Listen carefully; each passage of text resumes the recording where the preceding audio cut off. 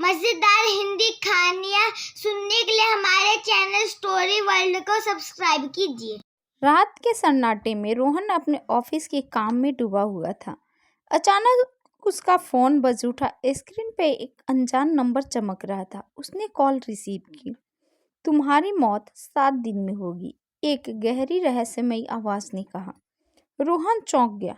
कौन हो तुम? ये मजाक है? क्या मजाक है ये मजाक नहीं है। तुम्हारे पास बचने का एक ही तरीका है, आवाज ने कहा और कॉल कट गई।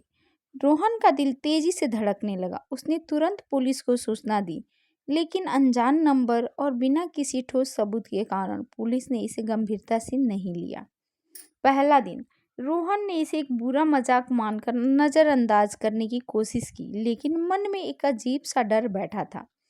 उसने अपने दोस्तों और परिवार से बात की, लेकिन किसी को भी ऐसी कोई कॉल नहीं आई थी। दूसरा दिन रोहन के ऑफिस में एक नया प्रोजेक्ट आया। उसे एक पुरानी हवेली की मरम्मत का काम सौंपा गया।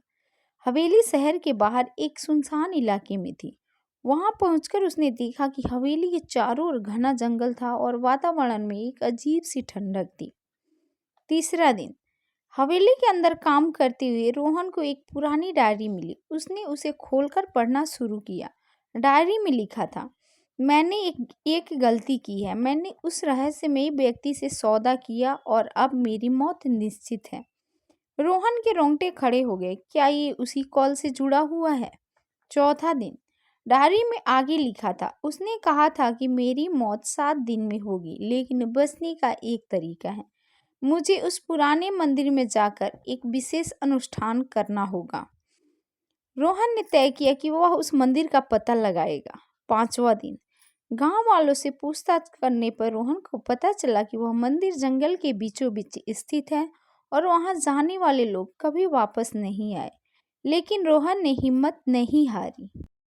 6ठा दिन जंगल में चलते हुए रोहन को अजीब आवाजें सुनाई देने लगी। अचानक एक बूढ़ा आदमी उसके सामने आ गया। तुम्हें यहाँ नहीं आना चाहिए था, बूढ़े ने कहा। मुझे उस मंदिर का रास्ता चाहिए, रोहन ने उत्तर दिया।